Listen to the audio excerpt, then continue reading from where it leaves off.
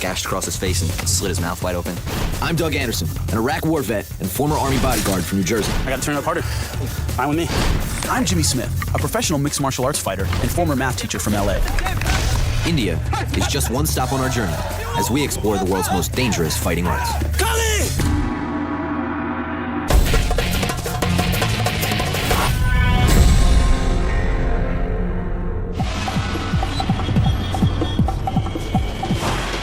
Born on the ancient battlefields of southern India, Kalarippayattu is one of the world's oldest martial arts. Blending amazing acrobatic moves with seriously dangerous weapons, this fighting style is barely known outside of India, but it may have been the source of all Asian martial arts. You know Kalarippayattu? Yes, Kalarippayattu. You know Kalarippayattu? You good? Let's see. Jimmy and I are in the southern state of Kerala to learn the secrets of this unique fighting style. After 5 days of intense training, we'll both be tested in our ability to perform a deadly weapons demonstration. And then, we'll see if we've learned enough to survive a full contact, hand-to-hand battle. I'm really excited for Kalarippayattu. It's such an ancient, secretive style. Mm-hmm. Yeah. You know, there's so little known about it. You can't just look this up and get books on or volumes on this style. It's really well hidden. In a palm grove outside of Calicut, we get a first look at this rare fighting style that was almost lost to history. Whenever I hear metal hitting metal, I cringe. Afraid of its power, the British outlawed Kalarippayattu while they occupied India, and only recently has it begun to re-emerge. They're hitting really hard. Definitely, they're swinging full force, and that's a real sword. Yeah. And a really thin piece of metal protecting you from it. This style reminds me of knights in armor, and actually, its roots are pretty similar. Nearly 1,000 years ago, Kalarippayattu was only used by a special class of warriors who were trained to protect kings. Like knights of old, Kalari fighters would fight until death if their master was threatened. But this style isn't all about weapons. When you watch the hand-to-hand fights, you can see why some people think Kalarippayattu is the ancient source of Kung Fu and other Chinese fighting styles. See the way they throw their hands? It's a lot like Kung Fu. They spin a lot. It turns on everything, yeah. So they generate a lot of force for a lot of the moves, just spinning. Spinning and jumping during an attack adds speed and power to every strike, but it's also what makes this fighting style so difficult. Holy God. This is going to be tough for both of us because this style is definitely the opposite of the way both of us fight. It's fun. We're going to see a lot of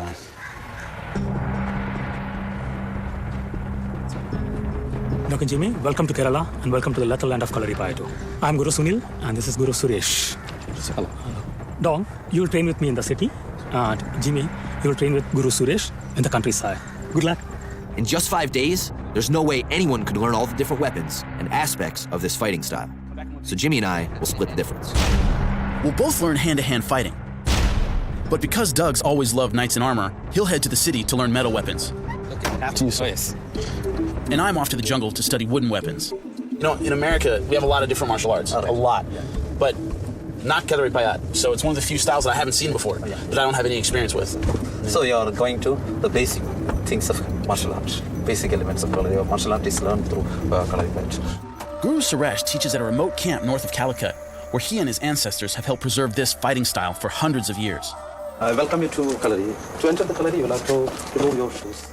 Like a boxing gym in America, a Kalari is where most of the training takes place. According to tradition, it's built over a deep pit to keep fighters cool in the intense heat. But the Kalari isn't just for fighting. Lined with candles and statues, it also functions as a temple. And before Guru Suresh can accept me as a student, I need to be initiated. Go down slowly on the ground. You touch my feet. The initiation involves praying to Hindu gods for protection from injuries and help in focusing your mind. The final step is putting on the kacha, a long cotton cloth which is the traditional dress of all Kalari students. Oh, yes, cover. Okay. It's a phenomenally difficult process.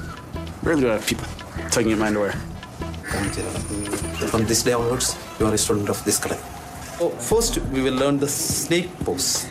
Because the style is so acrobatic, stretching is critical, and every training session starts with yoga-like poses, which have always been my downfall.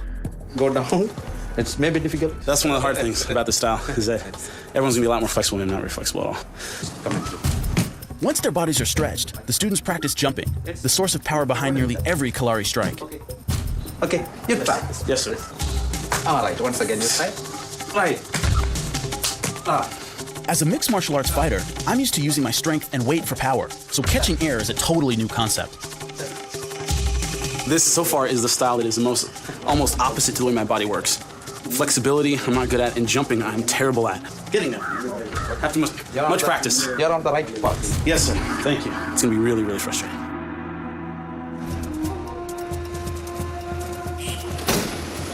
This is my Kalari. It started by my father on 1950. This is so cool. It's got like such an archaic medieval feel in here. You come in, the floor is hard earth. There's no pads, there's no like modern accoutrements. It's just hard earth, stone walls, and metal weapons. Yeah. Are there certain weapons that are considered to be like the original weapons? The sword and also the flexible swords. Guru Sunil is a third-generation Kalarippayattu master who's an expert in the flexible sword, a weapon that hundreds of years ago was used to fight battles and duels, but now is used strictly for demonstration. That's like the most fearsome. If somebody pulled that on me and another guy pulled a gun, I'd charge the guy with the gun first. That's just like ridiculously frightening. But even more frightening is the first weapon that Guru Sunil wants me to learn, the straight sword and shield. The last time I used a sword and shield, I was only 11, and they were just pretend. But as part of my test, Guru Sunil wants me to master this weapon for a final demonstration. So yeah, like that. So next, look, like this. When I come forward, you want to go a little back actually.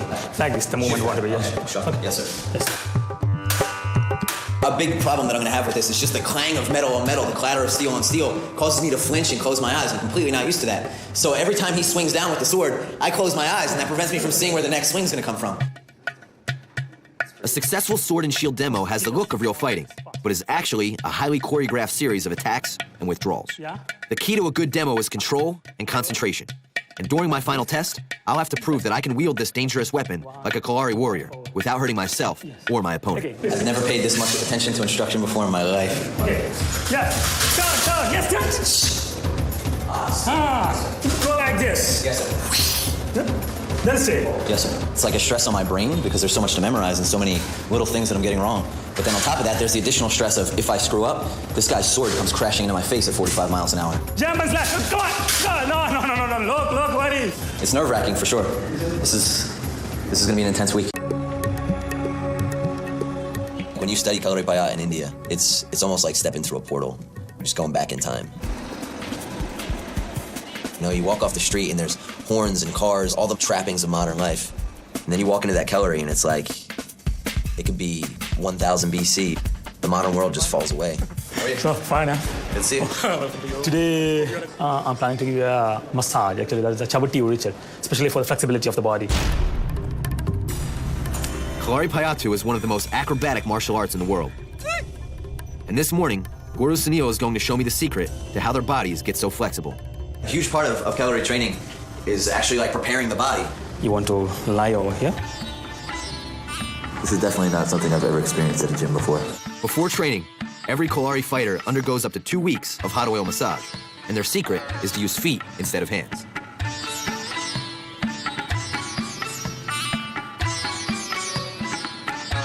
By walking on my back, Sunil is able to use the entire weight of his body to stretch my muscles. So whatever they're doing must work. I've never had a massage from someone's foot before, but it's really effective. Like a foot covers a lot more space than a hand, and you get a lot more power behind it. It feels pretty good, and I don't have to feel quite as fruity about him rubbing me if he's using the sole of his foot, right? Please turn. So Guru Sunil, is this a common part of Kalari? Yes, this is the common part of Kalari. Every student, before they enter the Kalari, they do the minimum 14 days of massage for releasing the muscle and also getting the stretching. Most fighting styles will study the body to learn how to destroy it. But Kalarippayattu takes that study and that application and expands it to where they can also fix and heal the body. I definitely feel a difference in how loose I am right now. I don't remember the last time I felt like that limber. It feels good. Thank you.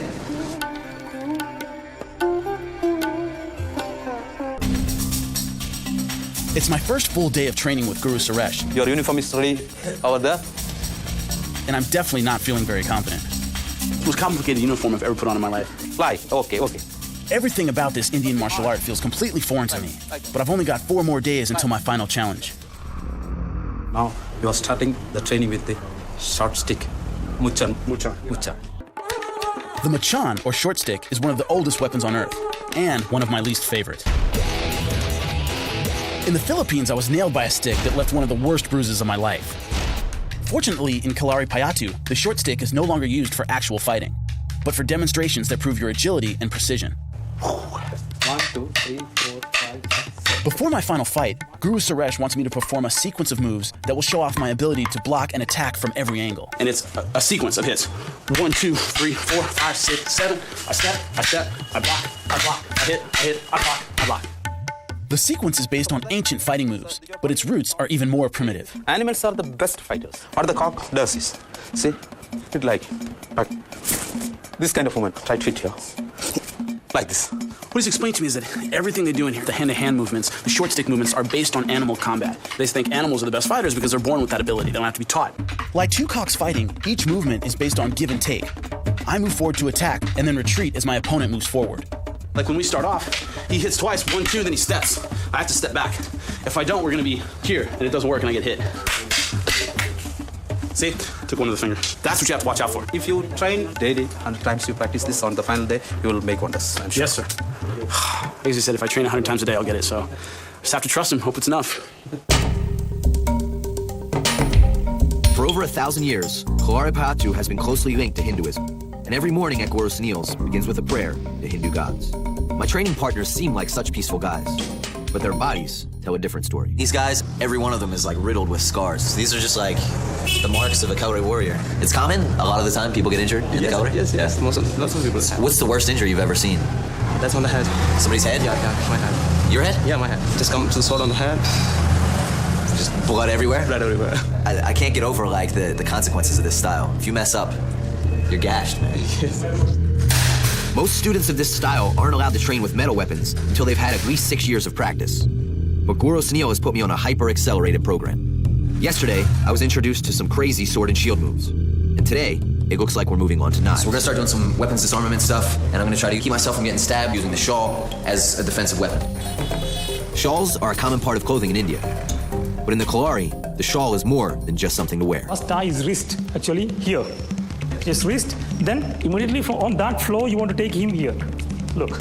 So I start with the shawl, so he comes at me, I'm gonna bait my head in to give him a target, lean away, capture his wrist, bring him in, and then cinch him here. Once he's cinched, I can step through and toss him over my hip. And that'll work on even a much bigger opponent. And once you got him here, he's not really gonna go anywhere, not too easily anyway. It's really all about throwing your opponent off balance, using his momentum against him, using his body against him. Step back. Take him. Good. During demonstrations, weapons are a big part of Kalarippayattu, but for one-on-one fights, they use a hand-to-hand style that emphasizes throws, kicks, and open-handed strikes. This afternoon, Guru Suresh is teaching me a series of hand strikes that I'll be using in my final fight. Slap like this. And again give a slap. For slapping we use inside. Palm. 1, 2, make a turn, give. As an MMA fighter, I'm used to punching with my closed fist, so hitting with an open hand feels strange and painful. Just feel. Oh, his hands are like leather. Like leather. It's from years of hitting and hitting and hitting. So this is soft. Yes. This is soft.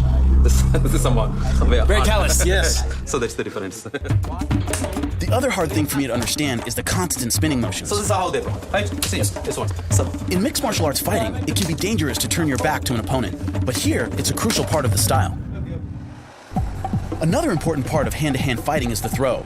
And because sand is a lot softer than the dirt floor of the Kalari, Guru Suresh is moving our training out to the beach. The first throw Suresh wants me to learn is the back throw, one of this style's most unique moves. So he comes in with the overhand right. I block at the bicep here, and I step behind him. Here. And now my leverage is, my butt is underneath his. I'm lower than he is. So when I pull, he goes with me. right.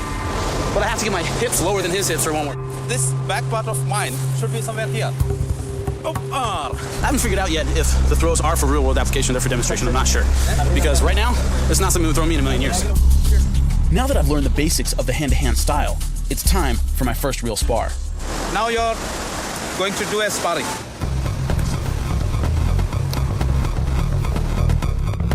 My sparring partner, Ajayan, is coming at me full force, and I can't tell where the next strike is coming from. Stop! And I'm kind of trying to move around, just trying to see what he's doing, and it's weird. It's really awkward. I've never had an experience like this ever in fighting. You're always spinning and moving and looping, and it's very hard to see. It's a very disorienting way to be attacked if you're not used to seeing it. Right. If I could turn this into an MMA match, I'm sure I could take down Ajayan, but I'm here to learn to fight their way. Yes, that's enough. Stop. Enough. See? Fighting hard for me is easy. You know, you go out there and have me bash somebody, I'll bash them, or they'll bash me, and it's great. I love it. Displaying my art form in a respectful way in this style is going to be the challenge. That's really going to be the challenge, man. I don't even know how I'm going to do it. I'm in the southern Indian state of Kerala to learn one of the world's oldest martial arts, Kalarippayattu. And it's very good for... This morning, Guru Suresh is taking me to train at a sacred hilltop site where hundreds of years ago, one of the sport's most legendary fighters used to practice. I have less than a week to perfect a short stick demonstration, and Suresh thinks that I'll improve my skills and balance by practicing with a long pole known as a kedukari. Like many of the moves in this style, the long pole training begins with an animal pose. This is an elephant pose. Which is both the feet flat and their hips far down, so they're really over their base. Where you put your weight is what defines a stance. When you start from nothing, you're the first ones to do it, you have to go with what exists around you, and that's natural environment you live in. Like this. Yes, sir. Yes, one step, 3 hits. Yes, sir. But the footwork here is much more challenging. It's nothing but loose gravel and dirt and red-hot rocks. I can understand how the long pole training will help my balance and skill, but all these moves still feel strange to me. Yes, sir. Guru Suresh told me the 3 things they emphasize in order of importance are flexibility, agility, and then power last. And that's hard for me to understand because, you know, power is what I'm best at.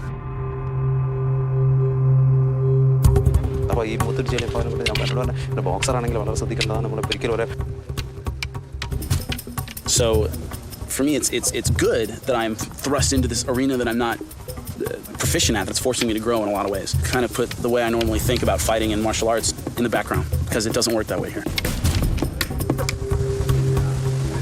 Woo, close. Yes, sir.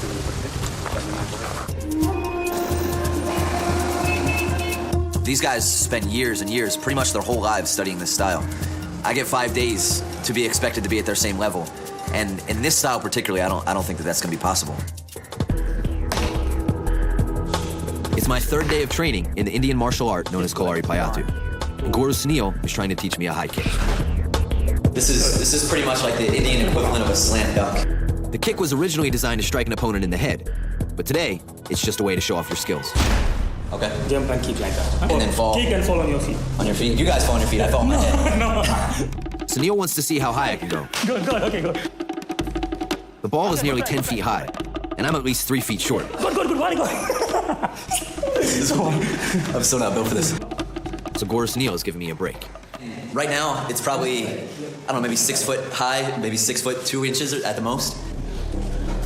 That's okay. I don't have enough flexibility to do a proper high kick. But now, Sunil wants me to learn a kick that I can actually use in my final fight. The double crescent kick. And the second also come like this. 1, 2. It's an outside crescent kick where you swing around at your opponent, and then you poise your leg mid-kick in the air and throw a second kick, and then pull it back in. Yes, 2. Okay, after this, stay. Take back like this. 1, like this. Oh. And the second. So is the purpose of the first kick to knock your opponent's hand down? In Kalari, they use their legs almost like extra hands. He uses his foot on that kick to swat down his opponent's defense. And then when his opponent's arms are down, he throws the second kick to the body. It's really tricky stuff. These guys, they're thinking when they fight, which really just makes this a style that I'm not going to be good at. Yesterday, I got a quick taste of what I'll be facing in my final fight, and it wasn't very reassuring. Today, Guru Suresh wants to improve my fighting ability by adding a new kick to my arsenal, the spin kick. The power of the spin kick comes from throwing your entire weight into the strike. It starts out here with my right leg, and I turn, and then here when I step, there's a jump and a spin, and I kick again with my right leg. So it's here and then kick, which I'm really not good at. In order to inflict maximum damage, the target of the spin kick should be the chest or the head, but I can't get my foot higher than his waist. Jimmy has trouble with the spin kicks. He cannot lift his leg high because he has not such flexibility. Once again, my lack of agility is hurting my technique. So Jimmy, instead of doing to the chest level or that face level, you try low. Low. Okay. So that's okay. Because I'm having trouble jumping and getting a higher kick, what he's saying is replace it with a kick that's to the thigh or to the waist level or to the groin. So there's still a jump to it, but it's a much smaller jump and the target area is a lot lower. Even with the lower kick, I'm having problems. Yes, you look. Sensing my frustration, Guru Suresh ends my day with a surprise. It's an Asian elephant, one of the most sacred animals in India. You got him. You see the tusk. And my friends, you come. Hey. This morning in the Kalari, Guru Suresh noticed my tattoo of the Hindu god Ganesh Supposed to be the guru of all knowledge. and thought it would be fun for me to meet a real live elephant. The same animal is depicted here. It's a picture of the same animal. This is the most amazing animal I've ever seen. I do not believe this. I'm on top of an elephant. I chose Ganesh for my tattoo because he's the Hindu god of overcoming all obstacles. Here in India, my inflexible body has been a huge obstacle, and now I'll need all the help Ganesh can give me to win my final fight.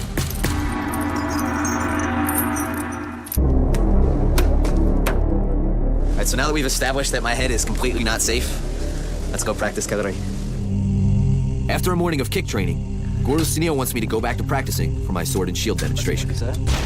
Speed is what makes a sword and shield demo look cool, but the faster you move, the more dangerous it can be. Now, Sunil wants me to spar with his best student, Nadine, and the challenge will be to attack as fast as I can without losing control. This like wins me so badly because I don't breathe the whole time I'm doing this exercise. It's so nerve-wracking. I just like suck my breath up, pop my eyes wide open, and hang on trying to survive. This you can do 3 times. So now Guru Sunil's throwing in a part where we're just like pretty much free swinging at each other, with no choreography. He just unloads on me for about 30 seconds, and then I swing at him for about 30 seconds. Go forward and back. Yes. Go. Look. My sword missed Nadine's shield, and I accidentally sliced his lip wide open.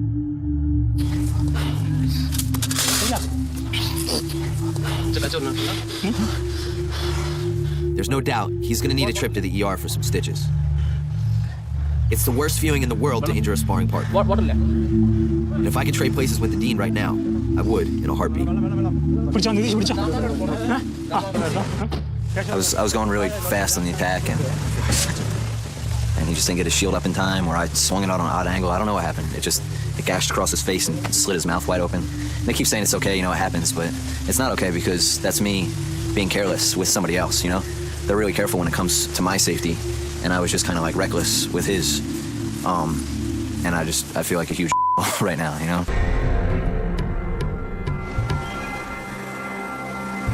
It's my last full day of training with Guru Sunil, and I'm feeling about as low as I've ever felt before. Yesterday, while practicing the sword and shield, I accidentally slashed my training partner's lip. Nadine needed 15 stitches, and I have no idea if I'll ever see him again. What really does bother me is hurting somebody else. I really can't cope with hurting another person who doesn't deserve to be hurt. Like yesterday, when I hit Nadine with that sword and he dropped, that was the worst feeling I felt in a long time, And I'm just really afraid that if I continue to practice with the sword and shield, somebody else is going to get hurt. Good morning, Doc. So, how are you? Okay. Fine. Very sorry about yesterday. Yeah, it's okay. That's a part of Kalarippayattu. I'd rather just drop the whole sword and shield thing, but Sunil won't let me quit. Today, we're using a wooden stick, and he's going to help me understand exactly what went wrong. Yesterday what happened was, here, it went like this. Bounced off the shield, huh? Yesterday when I was sparring with Nadine, what happened was I swung the sword, and it came at an angle. So he still managed to block it, his shield was in place, but once it hit his shield, it ricocheted off, came across and slashed open his face. Sunil says the best way to avoid this in the future will be to strike the shield straight on, and not at an angle. Try to use more blows and punches over here, this area. Actually, we can avoid. You can use this. This, and this. Even with the stick right now, I feel kind of gun shy. I don't want to swing hard. I just don't feel comfortable with it. It's like every time I swing, I just think about hurting somebody, and it's really not what I want to do. Today is my last full day of training, and in just 2 days, I'll have to show Guru Suresh that I can wield a short stick like a pro and fight a 2-round hand-to-hand battle. Both tests require strong arms, and climbing a rope is a great way to develop your grip and biceps. Climb on the rope and touch the top. Okay. I guess we're gonna go in pairs and see who can get to the top fastest, and I'm pretty sure these guys are gonna beat me. Ready? Go! I used to do this in high school, so I'm able to keep up pretty well. Up. Go up. But then I discovered that most of the students here like to work on a whole other set of arm muscles by climbing thumbs down. Hold it like this and go like this.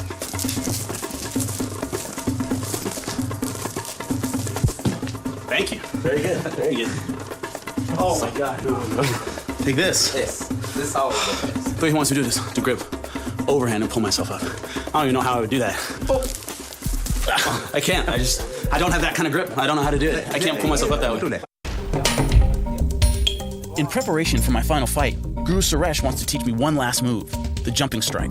It's jumping, and when you are coming down, we are attacking the enemy. So we go high and attack the enemy, means you are getting more power to attack. The idea is to use gravity as a way of adding power to your strike. The way they do it is basically you're leaping into a strike, and then you're going low, following that momentum all the way down, then jumping up again. So you're leaping all the time. You're just kind of springing up and down as you attack. Yes. I've learned all the moves I have time for, and now it's time for one last spar. We're ramping up now to get ready for the final fight. Okay, start. Once again, my partner is Ajayan, the same guy I'll be facing for the final fight.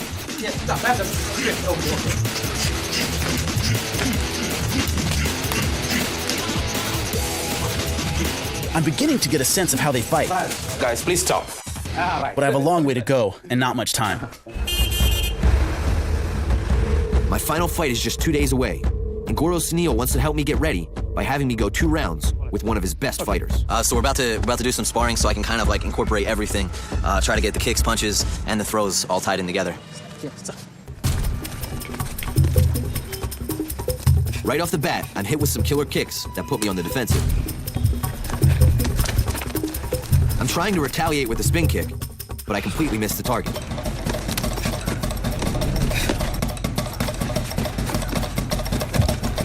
That round was a nightmare. There's 2 ways to defend against kicks: block them, or catch them and turn them into a takedown, and I couldn't do either. It's tough to catch the kicks because, again, they come from so many different angles. I just went to catch a kick. You don't exactly know where it's coming from, so I kind of grabbed, and then just so confused.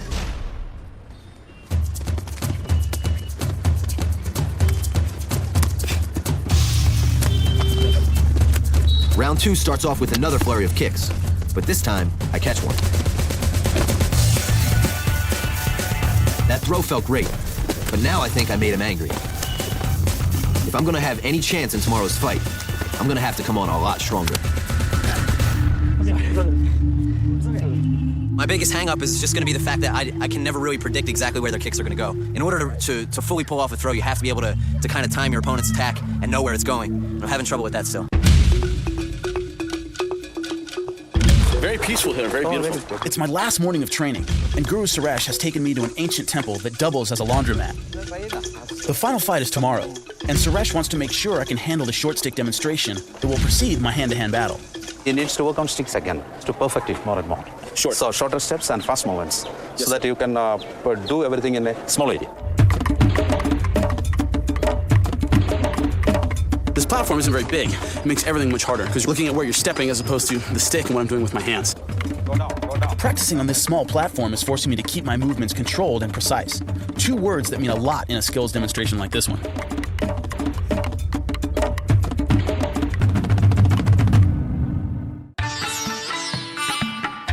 Ready or not, my training is over, and Guru Suresh sends me off with the traditional Kerala lunch of rice and curry. My wife has made it for you, This is and homemade. I say homemade. After 5 days, everything here still feels extremely foreign. I just hoped I've learned enough to survive my final fight. Thank you so much for everything, Guru Suresh. It's been amazing training here. So we'll meet tomorrow for the final fight there. Until then, goodbye and good luck. Thank you, sir. Thank you. I'll do my best.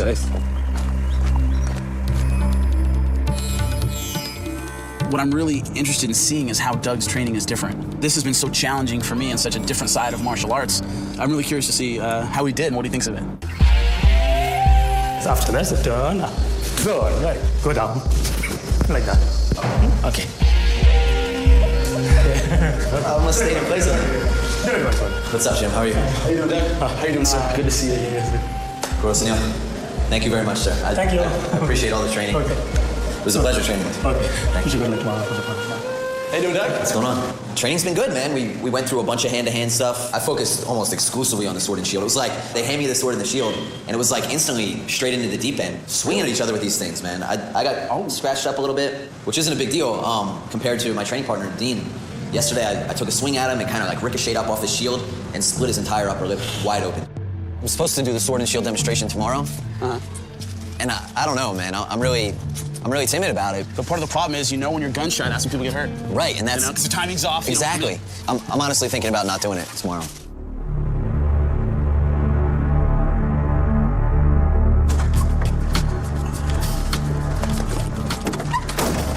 It's the day of our final fight, and I can't believe who I see warming up.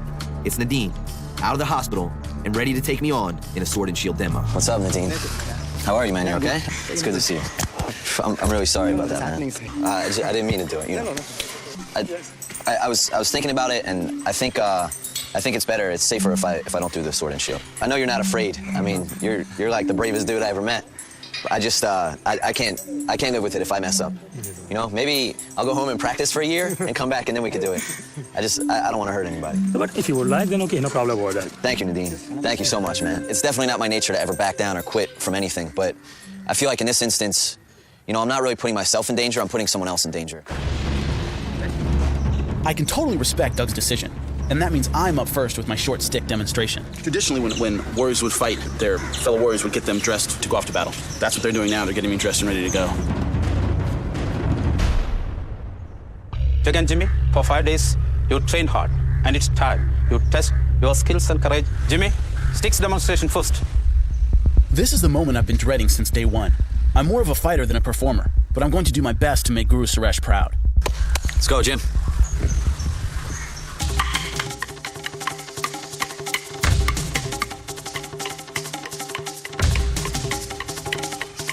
Jimmy's eyes are just bugging out of his head. He's got to pay such strict attention to what's going on here. If you slip up once in this style, it's gonna hurt. There's no room for error. Jimmy's moving super fast, but he hasn't missed a beat. Complicated even than it looks. It's incredibly complicated. Yeah. Your eyes are just bugged out of your head the whole If you're time. off, you're gonna break your finger. Yeah, absolutely. Yeah. Good job, though. It looks really good, man. Thanks, man. Doug, Good luck, man. Thanks.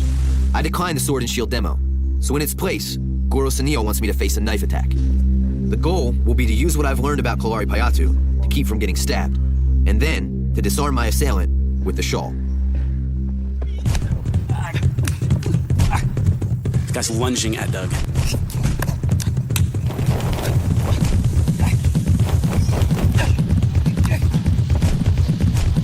Active but simple. Here comes the scarf, man. Tell me you did this right.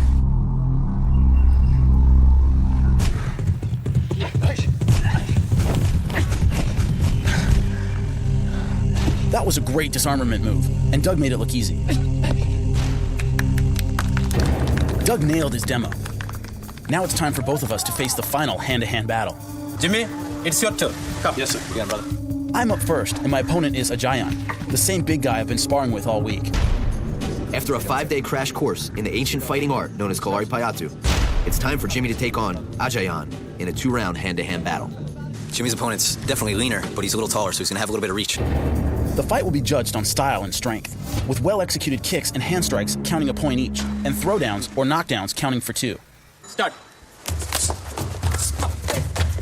Nice, Jim, nice. Good takedown. Throws are worth twice as much as strikes, and that one was perfect. Nice takedown, Jimmy. This guy's coming. He wants to fight. Come on, Jim. Nice. Good kick, Jimmy. Good kick. This guy's aggressive. He's just charging in on Jimmy. Jimmy's spinning like a pro, and that's exactly what the judges want to see. Nice. Good kick, Jim. That was a great hand strike, but Ajayan caught Jimmy's nose as well. Jimmy's face got cut open. He's got blood dripping down his nose. That round felt awesome. I landed a great throw and a sweet hand strike, but Ajayan scraped my nose. See, you got blood dripping down your face. You had a couple really nice spinning kicks in there, dude. That was good. Cool. And keep catching his kicks. You were doing a good job with that. Catch his kicks, work the throw. Great. Good out there. Looking real good. He's coming out really, really hard. I gotta turn it harder. I'm knee. I feel confident, but once you're bleeding, it's hard not to look vulnerable. All right, man. Ready? Good luck, Jim. Start. Doesn't matter if he wants to box, Jim. You gotta throw kicks. Good job, man. Keep your hands up. Watch the face.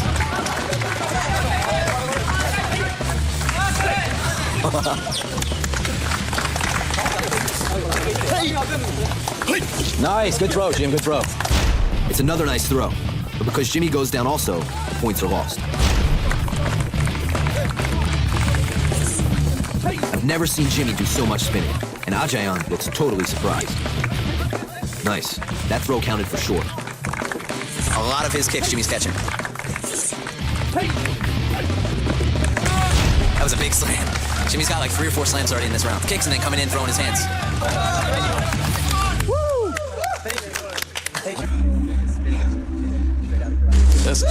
Good job, Jimmy. For a guy who felt completely out of his element all week, Jimmy's done an amazing job. Now, it's up to me to keep the winning streak going strong. Moideen outweighs me by 40 pounds and is at least 5 inches taller. Bar and fight. That, please. So I'll have to depend on my speed and agility. The dude is gigantic. Moideen is coming on strong with those kicks.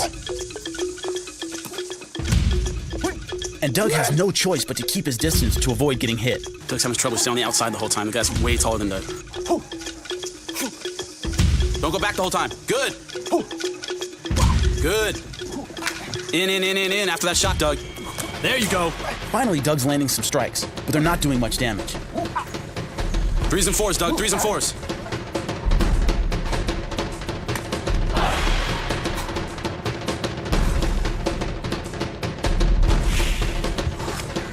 Good. That round was all about checking each other out. His kicks are powerful, but if I'm gonna win, I need to start attacking a lot harder. In a boxing match, I'd want to get in close. But here, where I gotta use kicks, I need to be able to stay away from him and wait for that opening. Start. Good, Doug. 3s and 4s, Doug. Good. Good, Doug. Doug's finally getting aggressive, and it's paying off.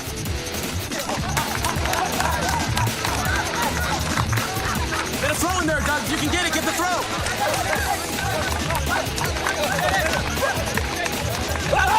Good. Good, Doug. That was a great kick combo, and I think Moideen is running out of steam.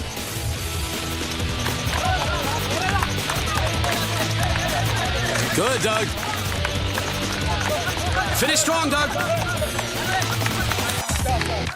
Good job, Doug. I think that was his best round. Good job, Doug. Excellent, buddy. I can't believe it. A double victory. Doug did really well. Did everything right in that round. And we owe it all to our excellent teachers and training partners. Jimmy and I will never forget this rare experience with one of the world's most ancient martial arts. Goodbye. Thank you very much. Made it to another country intact, brother. We got all our limbs attached, no stab wounds, no stick bruises. That's definitely a win as far as I'm concerned. Excellent job, buddy.